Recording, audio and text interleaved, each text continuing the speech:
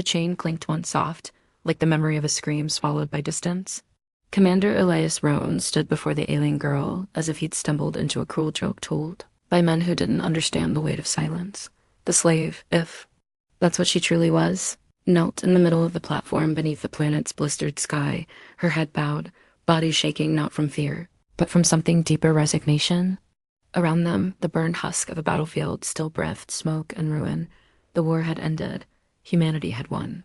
The declaration had been made 3 hours ago, and already the victors were parading spoils. She was one of them, not a warrior, not a general. A chained offering in dark silks with silver manacles binding her wrists, shackled to a post with ceremonial carvings scorched half away. She was presented as a gift, a reward for valor under fire and human supremacy over the Kaldrathi Confederacy. Elias hadn't asked for her. In fact, the moment they'd brought her forward, the breath had caught in his throat as if something ancient and shameful had stirred in the air between them. Her skin shimmered faintly under the harsh twin sun's hue of starlight blue flecked with violet like a living night sky. Her hair, long and unkempt, flowed like ink spilled on water, and her ears bore the delicate fan shape typical of the Kaldrathi nobility. But it wasn't her appearance that struck Elias motionless. It was her eyes when she finally looked up. Not defiance, not hatred, just a hollow vastness. A broken infinity. She had looked straight through him, and in that single glance, he felt like he was standing on the edge of a cliff with the wind pulling him forward. General Miles had smiled as though bestowing a prized hound. We found her in the ruins of the High Temple, said to be one of their seer class. She's not much use now, stripped of her caste and tethered. Take her, Roan. Consider it compensation for the things you've lost. Compensation, as if the lives taken, the comrades buried, the sleepless nights, and the disillusionment could be weighed and paid in flesh and chains. Elias had accepted the assignment out of duty, but standing here, under the weight of a stranger's suffering made tangible, something cracked open inside him. He reached out, not to claim, but to lift the metal clasp binding her wrists. The guard beside him flinched as if expecting violence, but Elias didn't touch her. His fingers hovered just above the chain, his voice low, his question not meant for the soldiers watching, but for the soul crumpled before him. What's your name? The girl did not speak, not with words. Her eyes fluttered closed as if his voice itself was a blow. She whispered something in her own Tonk Kaldrathi script, soft and curling, and for a heartbeat, Elias thought he understood it, not because of translation, because of feeling. It sounded like, let me die with the stars. She'd rather die than be taken. That truth hit him harder than any battlefield wound. Elias stood slowly, his jaw tightening. He looked at the general, then at the others, officers, soldiers, medics, people still drunk on victory. He saw the blindness in their faces, the way they looked at her and saw an object, a prize. Not once did anyone ask what she'd seen, what she'd survived. Not once did they wonder who she had been before the war turned her into a trophy. I'll take her, Elias said, his voice strange even to himself. Not because he wanted her, because if he didn't, someone else would.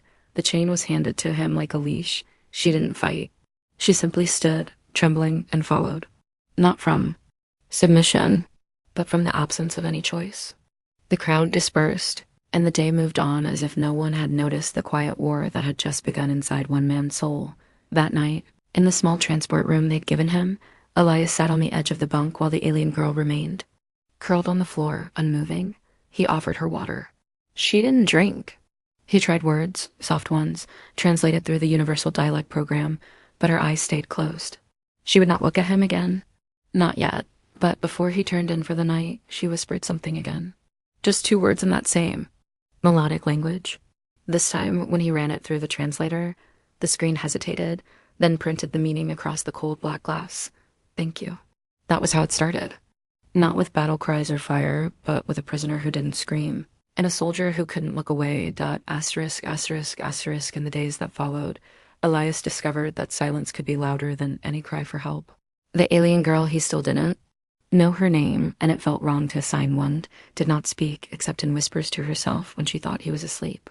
She moved like a shadow, always careful, always quiet. She never touched anything she didn't need to. Never sat on the bed, only the floor, pressed into corners like she was trying to vanish between the walls. And Elias, despite all his military training, his medals, his command of language and strategy, had no idea how to reach her. He didn't want to command her. He didn't want her to feel that this place, this small sterile room, was just another cage. He began by removing the chain dot. It had felt absurdly heavy in his hands the night they'd given it to him, and even heavier when he clicked it open and placed it on the table like a cursed relic. She'd stared at it for a long time afterward, her gaze unreadable. Then she'd pulled her sleeves over her wrists, hiding the red ring it had left in her flesh. She said nothing, but she didn't run. She could have. The door wasn't locked. The station wasn't hostile to Kaldrothy anymore, not officially. Yet she remained. Elias adjusted the light cycles in the room to mimic the Kaldrothy twilight spectrum, based on the planetary records. It bathed everything in a gentle purplish hue like dusk on a violet ocean. She responded with a faint breath, something like a sigh, neither content nor pained, but perhaps something in between. She still didn't eat much. She still barely looked at him, but she no longer recoiled when he entered. He spoke to her like she understood, even when she didn't respond. He told her about the rain on Earth, how it smelled after fire. He told her about the time he nearly drowned in a training simulation and woke up with a renewed love for breathing. He told her about his brother who died in the war, someone she'd never know, someone he could barely talk about, and yet the words flowed around her like they were meant to land softly, not strike hard. When he shared pain, she listened. He could feel it. Her stillness changed. It wasn't the stillness of someone hiding anymore, it was someone remembering. On the 5th night, Elias found her standing by the viewport. She hadn't stood near the glass before. Her hands were pressed lightly against it, watching the stars, their soft shimmer stretching into infinity. He walked to her slowly, making no noise, but she spoke before he could say anything. They sang. He paused. Her voice was so delicate it sounded like a breeze passing through a broken harp. He almost thought he imagined it. The stars, she said again, her fingers brushing the window. On my world, they sang in the northern skies. When the winds passed through the stone arches, the sound would carry like voices. Not language. Feeling. Elias stepped beside her, careful not to get too close. Do you miss them? She nodded, eyes fixed on something far beyond the glass. I miss remembering what home felt like. It's fading. Her voice broke something open in him again. He didn't know her pain, not in its shape or color, but he knew the weight. The homesickness of the soul. The ache that distance couldn't measure. I'll help you remember, he said, quiet but sure. You don't owe me anything. But if you want, I'll help you keep the pieces. She turned then slowly and looked at him with eyes that were no longer hollow, but cautious, curious, as if she were seeing him for the first time, not as captor, not as human, not as the enemy, but as something else, not friend. Not yet, but not the other either. That night, when he offered food again, she ate. Just a few bites, slowly, her eyes watching him the whole time like she expected him to take it away. But he didn't. He just smiled, gently, and turned his gaze to the wall so she could have the moment in peace. And the next morning, when he woke from a restless dream, he found her asleep, not in the corner, not beneath the desk, but on the floor beside the bunk, her back leaning lightly against it. Still distant, still wary, but closer dot, it was a start, and Elias felt in some quiet chamber of his chest that something rare had begun to bloom. A kind of trust that didn't come from words or contracts, but from small kindnesses accumulated, like soft stones stacked against the tide. She hadn't forgiven humanity. He hadn't forgiven himself. But in that cramped little room adrift among the stars, a human and an alien sat within arm's reach of each other and simply breathed. And sometimes that was the bravest thing you could do. The days became a rhythm, quiet mornings filled with hesitant glances, evenings spent in the twilight light of the viewport, and nights steeped in silence that no longer felt cold. Elias didn't try to make her speak again. Instead, he gave her the space to choose. He left a stylus and data slate on the table and walked away. When he returned hours later, he found a single word scribbled in the alien calligraphy of her people, elegant and winding like flowing water. Beneath it, a crude translation in the human tongue, Surah, her name, Surah. It rolled off his lips with unexpected weight, as if he'd stumbled upon a sacred word that demanded care in its speaking. She didn't look at him when he said it, but the barest twitch at the corner of her mouth told him she heard it, accepted it, perhaps even welcomed it. It was the first moment he felt she might be willing to meet him, not just as a ward, but as a person, and still the past lingered between. Them like smoke. One evening, as he worked on a maintenance log, Elias heard a soft sound notes humming low and melodic. He looked up to see Surah sitting cross-legged by the door, her eyes half-lidded, humming something ancient. The tune curved and felt like it carried a history too old for translation. It wasn't a song. It was a memory carried in breath. He said nothing. He simply listened, head bowed, as though in reverence. When she stopped, she didn't move for a long time. Then, without looking at him, she spoke in halting words, the translator taking time to catch up. I was a voice of the high sky. I sang truths into being. Elias nodded slowly. You were a priestess? She blinked, thinking. No more like a dreamweaver. I sang the stories of our people. Not facts, feelings, futures. What happened to your voice? Her fingers trembled at the edge of her robe. The war ended it. When the humans broke the temple, the crystal harmonizers shattered. We couldn't sing anymore. We became silent. The silence hurt more than the fire. Elias swallowed hard. We didn't know. You didn't want to know. There was no hatred in her voice. Just truth. A wound exposed, not weaponized. Elias stood, the guilt rising again like bile, but he forced himself to meet her eyes. You're right, most of us didn't. I didn't. I only knew orders. Coordinates, targets. We never saw the souls behind. The scans. And I don't know how to make that right, Sora, but I want to try, even if it takes my whole life. Her eyes shimmered, not with tears, but with something more fragile. Trust, maybe. Or the beginning of it. She reached for the data. Slate and typed a single sentence. What is your truth? Elias didn't answer immediately. He sat down beside her, knees close but not touching, and exhaled. My truth is that I lost myself out there. I became the gun they needed me to be. My brother. He always said war wasn't about who could shoot fastest. It was about who could.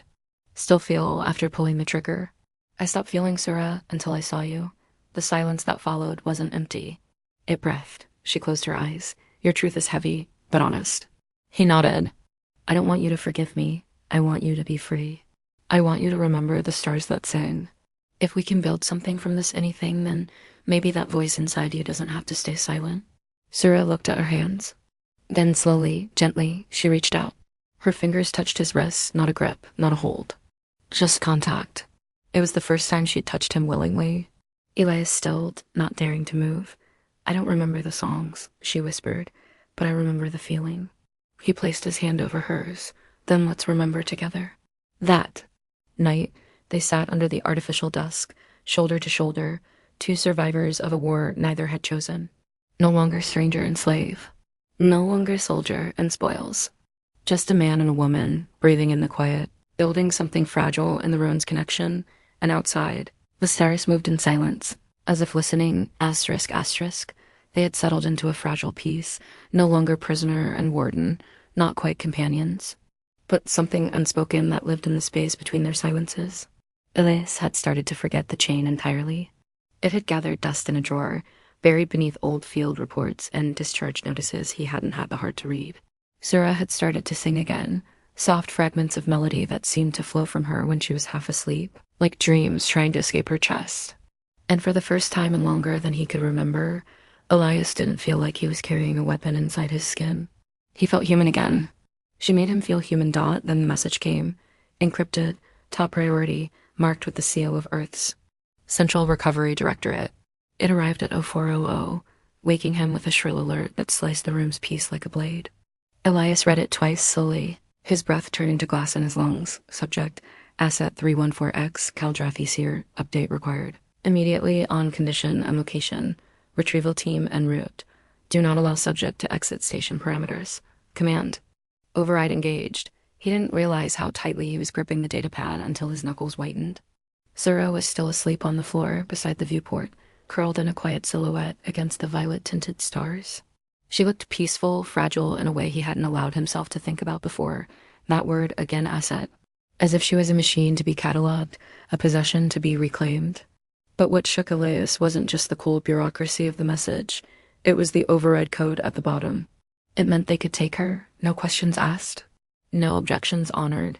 He spent the next hours digging through old logs, personnel, files, Caldrathi war archives, anything the clearance code still allowed him to access.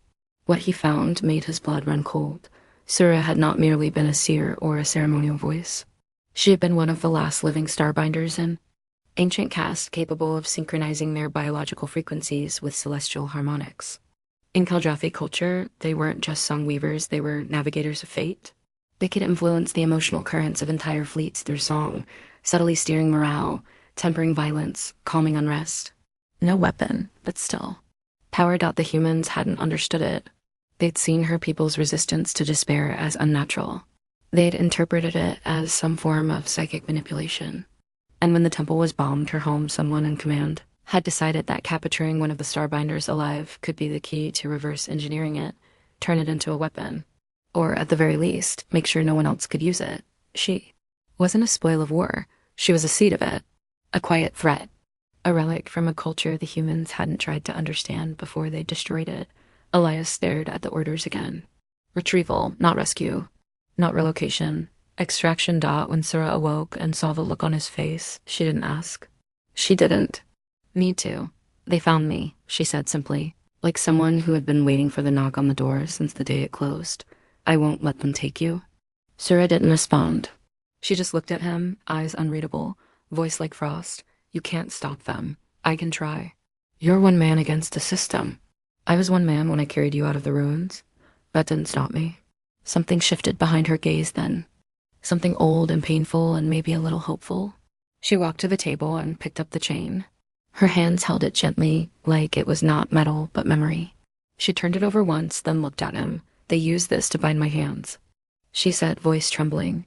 But the war didn't kill my voice. It buried it. I kept waiting for someone to dig it up. She placed the chain on the floor. If they come, Elias, and they take me, I won't go silent again. I won't sing for them. I'll burn my voice out before I let them use it. Elias clenched his fists. Then I'll help you run. And if we don't make it, then we don't. But at least we die free. She stared at him for a long moment.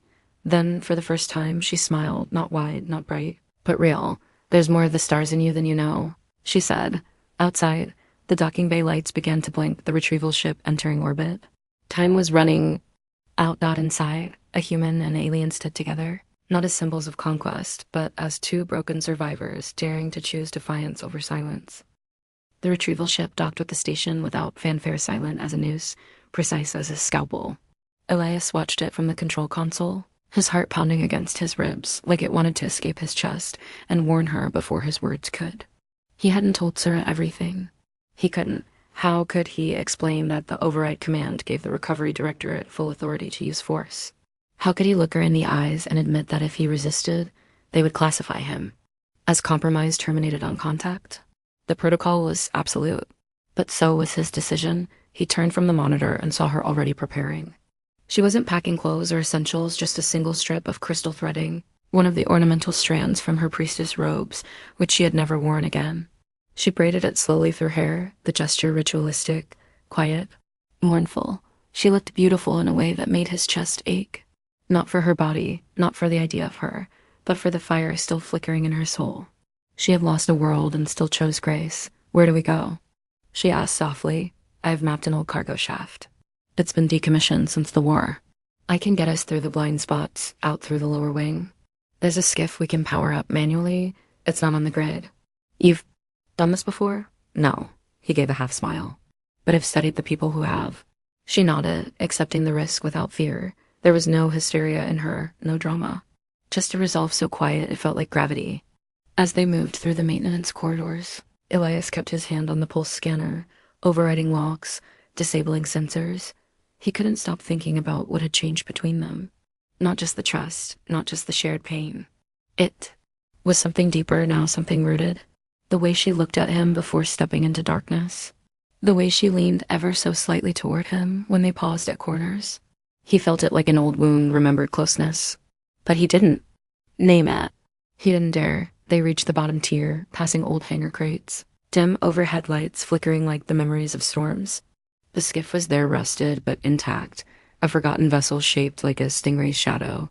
Elias powered up the engine cores, fingers dancing across manual interfaces no one used anymore, but just before they boarded, the corridor behind them lit up. Voices, boots, the retrieval team. Elias grabbed Sura's hand. Run, they bolted, footsteps echoing through steel tunnels. She wasn't weak, he realized that now. She moved like someone trained to flow, not fight. She was fast, balanced. She trusted him without asking questions. That trust burned through. Him more than the alarms blaring behind them, but they didn't make it to the skiff. Figure dropped down ahead, armor black as midnight, visor glowing red. Stand down, Commander Roan, you are in breach. Elias stepped in front of her. She's not your property. The soldier raised a pulse rifle. You've been flagged. Compromised. Step aside. Sura moved then, not to run, not to hide, but to place her palm against Elias's back. A warmth flowed through him, subtle and electric, as if her presence alone was reshaping the fear in his chest into something else. Not rage, not panic. Purpose. He raised his voice not to plead, but to confront. She's not a threat. She's a survivor. And you're about to become the villains of another war. They don't care, Elias. Sura whispered. They never did. He glanced back. But I do. And that was the moment something in her eyes changed. She stepped forward, brushing past him, lifting her hands, not in surrender, but in song. It wasn't loud. It wasn't even a full melody, but it stopped everything. The soldier froze. The lights dimmed. The ship trembled faintly, as if the harmonics of her voice were being absorbed by the hull itself. She was singing not words, not commands, but feelings, sorrow, mercy, truth. The air shimmered. Faintly visible waves rippling like heat over desert sand. The soldier staggered back, not from pain. From memory. Elias stared, speechless. It was beautiful. It was terrifying. It was more human than anything he had seen on the battlefield. And then she stopped. I won't go with you, she said, breathing heavily. I'd rather be erased than become a cage for my own voice. The soldier didn't answer. He just backed away. But over the come, a new voice entered, a cold one. Terminate the asset. Terminate the traitor, now. Elias drew his sidearm. Sura whispered, we can't run now, not from this. I'm not running, Elias said, stepping in front of her again. I'm standing. And behind them, sirens wailed, the final wall between survival and sacrifice crumbling fast. Asterisk, asterisk, asterisk. The moment slowed like glass stretching before it shatters. The hallway lights dimmed to a heartbeat's pulse. Sirens wailed in distant corridors.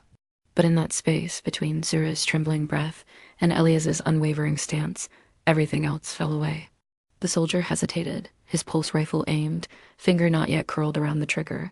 Elias didn't blink. He kept his sidearm low, not out of mercy, but out of control. He would not fire first. But if they took a step toward her, if they tried to erase her, he would not hesitate. Then the voice returned.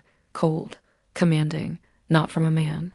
From the system itself. Commander Elias Roan, you are in breach of Central Order 7. You are sheltering a classified, non-compliant entity. Final warning. Elias lowered his weapon, not as surrender, but as defiance. You think this is about a protocol? About containment? You're wrong. This is about guilt. About the silence that comes after war, when you realize what you destroyed. Wasn't an enemy, it was someone who sang. He turned to Sura, who stood tall now, taller than he'd ever seen her. Her eyes shone not with fear, but with clarity. Do it, he said quietly. Sing again. She looked at him, startled. They'll kill us. I'd rather die hearing your voice than live with what they turned me into. Sura nodded once, as if sealing a pact not with words, but with something far older. She stepped forward, barefoot on cold steel, her hands lifted. And she began to sing. It was not a song made of music. It was a sound that carved space open, that made the ship's walls groan as if they remembered her people. It wasn't beautiful. Not this time. It was raw, fractured, the kind of voice that pulled memories out from hiding and forced men to see them. The soldier staggered, his rifle slipping down. He was crying. Elias realized with a jolt he was remembering. Remembering faces lost. Cities burned, the smell of scorched trees and quiet eyes staring back before they vanished.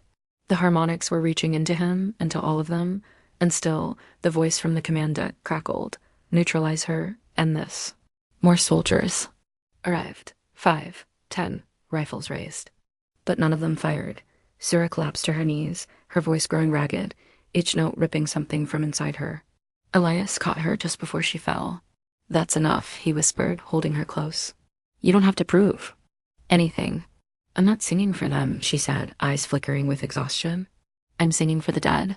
He looked up at the soldiers, each one frozen in place, as if ashamed of their own skin. You came here to reclaim a weapon, Elias said to them, but what you found is a soul, so go ahead. Try to silence her. See what's left of you? After. The silence was deafening. Then, from behind the cluster of soldiers, an older officer stepped forward. Her armor bore no insignia. Her face was lined with time and wear. She studied Elias, then Sura, then the weapon still holstered at Elias's side. You broke command protocol, she said, voice like cold steel. You violated chain of command, concealed an asset, and risked state security. Yes, Elias said. I did. Why? He held Sura tighter. Because she reminded me what humanity is supposed to be. The officer stared for a long moment. Then she raised her hand, not a signal to fire, but to stand down. Record this, she barked. Asset retrieval aborted. Subject deemed sovereign. Commander Roan absolved of charges pending review. What? One of the younger soldiers muttered. The officer glared at him. You heard me. This war is over. Let's act like it. And just like that, the rifles lowered. The tension broke. The retrieval team turned and walked away, one by one, like ghosts fading into mist. Sarah clung to Elias's shoulder, her breath shuddering. You saved me, she whispered. No, he said gently. You saved all of us. He helped her up, slowly, carefully, like holding something sacred. Her voice was spent, her body trembling from the strain. But she was alive. Free Dot, and as they stood there beneath the flickering light of a station that once threatened to swallow her whole, Elias knew they had reached a threshold. The war had taken much. But in that confrontation, they had taken something back, Dot, not just freedom, but dignity, and perhaps, if the stars were kind, the beginning of something more. They didn't leave the station for days after the confrontation. Not because they were trapped, but because they needed the silence to breathe, to recover, to understand what they had just lived through. The retrieval team never returned. The command override was revoked without explanation, buried beneath bureaucratic snow. No apology came. But no punishment either. That was the Federation's way. Forget what doesn't fit the record. Reclassify what can't be controlled. Let truth slip quietly into the dark. So long as no one shines a light on it, Elias didn't care. He wasn't fighting for medals anymore. He didn't care about protocols or reputations or the history books that would lie their way toward comfort.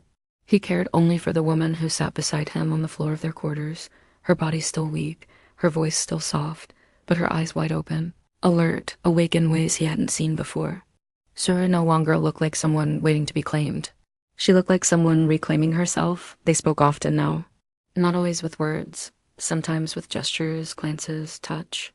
She taught him small phrases in her language, words that had no direct translation but held entire galaxies of emotion. Darlin', the feeling of returning to a place you never knew you missed. Shetuan, the warmth that settles in your chest when you realize someone has stayed. He repeated them with reverence like prayers.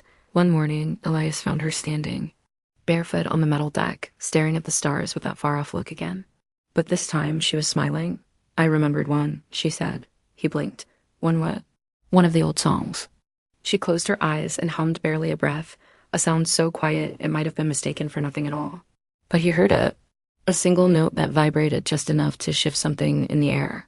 She stopped after a moment, and when she looked at him, her expression was full not with sorrow, but with something lighter. Hope. That's what they couldn't take, she whispered. The seed of it, the root. Elias crossed the room and took her hand, threading his fingers gently through hers. Then let's plant it somewhere new. They made a choice together. One morning, as the artificial sunlight spilled across the deck, they would leave. Not flee, not vanish, simply live. There were colonies far from Earth where old wounds mattered less than new beginnings. Places untouched by war, still forming themselves like clay. There, they could be whatever they wanted, builder and healer. Man and woman, perhaps even more Dot as the ship carried them through deep space, past the rim of human expansion they built. A new rhythm, slow, careful, honest. They cooked simple meals. They read books out loud. They sat beside one another and didn't speak for hours because no words were needed. When Sura grew strong enough, she began recording songs again, old, Caldrothy fragments and new ones of her own making. She let Elias listen to each draft, watching his face as if measuring how human ears might carry her memories. And one night, long after the hum of the engines had lulled them into a calm silence, Elias spoke the words he'd carried inside for weeks. I love you. She looked at him, startled, not because she didn't feel it, but because she knew what it meant for him to say it. For a soldier to unarm himself so completely. Then she whispered, I loved you when you let me sing. He leaned in, forehead touching hers, the contact gentle but certain. There was no fanfare, no declarations. Just two souls who had survived each other's shadows, finding the courage to step fully into the light. They married beneath the stars of a new world, far from Earth, far from Caldroth. No ceremony, no witnesses. Just the two of them, hands joined, vows spoken in two tongues, one ancient, one scarred, both human in the deepest way. Years later, children would ask where they came from, and Sarah would answer, from a voice that refused to be silenced and a heart that chose to listen. Elias would nod, smiling, and tell them that real strength isn't about who stands tallest, but who kneels beside someone fallen and helps them rise. And when they sang together, she with the grace of her people, he with the correct rhythm of a human heart, they created something neither war nor time could ever unmake, because in the end, it wasn't power or victory that saved them, Dot. It was love, the kind that listened, the kind that stayed, the kind that remembered the stars still sing if only someone dares to hear them.